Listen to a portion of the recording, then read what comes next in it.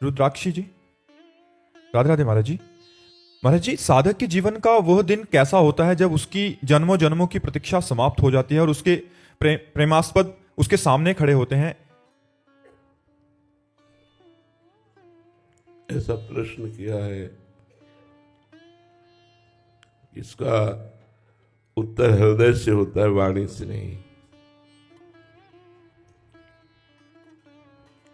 जब कोई भजन के प्रभाव से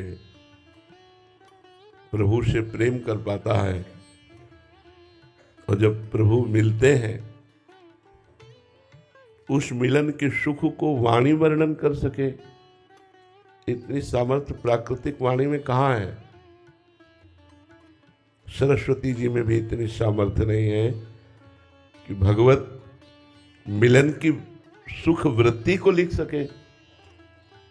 नहीं, भगवत मिलन कराने वाले प्रेम को ही कहा गया अनिर्वचनीयम प्रेम स्वरूपम। प्रेम का स्वरूप वाणी के द्वारा वर्णन नहीं किया जा सकता। फिर प्रीतम सामने हो और बहुत काल से उनके विरह में व्यथित हृदय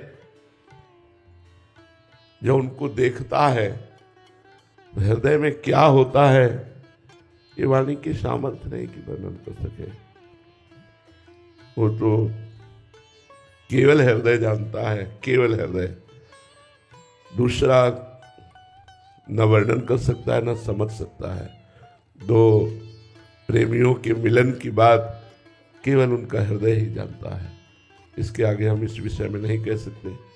जैसे ब्रह्मानंद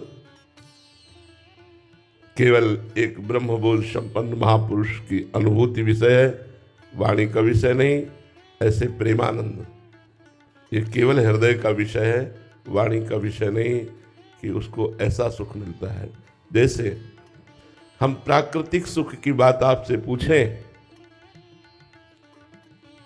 आपको बहुत जो प्रिय वस्तु है वो जब आपको प्राप्त होती है तो कैसा लगता है? बोले अच्छा लगता है।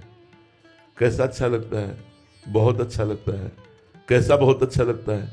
फिर आपका उत्तर होगा कि आप उस वस्तु का सेवन करके देख लीजिए। इसके आगे प्राकृतिक वस्तु के आनंद का अनुभव प्राकृतिक वाणी नहीं कर सकती। फिर सच्चिदानंद स्वरूप परम प्राण प्रीतम प्राणाधार आनंद समुद्र प्रेम समुद्र ज्ञान समुद्र वैराग्य समुद्र ईश्वर समुद्र भगवान का मिलन हो रहा है और उस सुख का वर्णन वाणी कर सके, असंभव। वाणी की अधिष्ठात्री देवी सरस्वती भी नहीं वर्णन कर सकती। इस पांच भौतिक वाणी की तो बात ही जाने दो, वो तो केवल हृदय जानता है।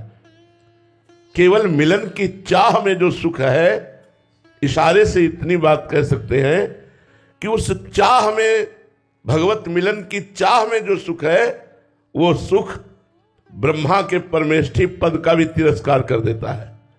और तो और जाने दो, जिसे भगवत मिलन की चाह प्रकट हो गई तो ब्रह्मादिक के भोग सब विषम लागत आई, नारायण ब्रज चंद की लगन लगी ही जाए।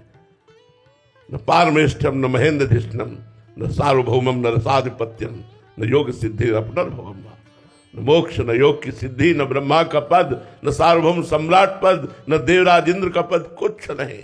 उस सुख के सामने कुछ नहीं। अब उस सुख का वर्णन कैसे कर सके? वो अनिर्वचनीय है।